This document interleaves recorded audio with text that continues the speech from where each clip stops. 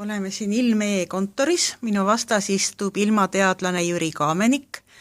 Täna öösel oli esimene korralik sügistorm. Kuidas edasi?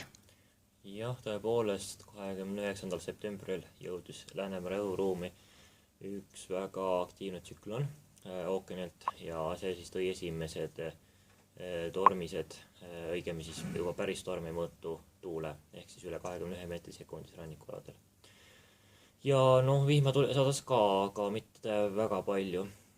Nüüd täna ehk siis 30. septembril on ilm küll paremaks läinud, aga siiski kohati veel on tugavaid sajuhooge, oli ka äikest. Tuul jääb pikemööda küll nõrgemaks, ehk siis alles võib-olla laupäeva jooksul muutub päris rahulikuks. Aga päris kuiva ilma ikkagi loota ei saa. Esiteks nüüd eeloleval ööl peaks külma õhu sissetungiga seoses ja sooja mere mõjul mere kohal arenema konneksioon, ehk siis võib äikest tulla hoovihma, ta siis eelkõige saartel ja rannikualadel, aga võib-olla ka natuke jagub sisemaale.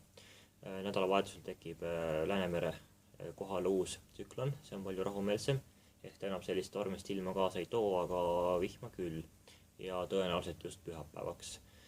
Ehk siis ilm muutub rahulikumaks, aga päris sellist kuiva ilma ei maksa loota. Tõenäoliselt ongi kõige ilusam ilm täna õhtul ja võib-olla ka siis sisemaal öösel ja hommikul, et päeval hakkab siis jälle uus tsüklon Eesti ilma mõjutama. Sisemaal peaks ilusat ilma hoidma, ehk siis see sajuta, aga rannikualadel võib juba öösel arvestada hoovihmade ja ka kohati säikesega. Kas öökülmasid on ka lähiajal oodata? Praegusel ajal, ehk siis nüüd lähima 2-3 päeva jooksul mitte, et õhumass on veel üsna soe ja ilm on ka tuuline, aga öökülma jooksul oleks just vaja selget tuulevaegset ilma.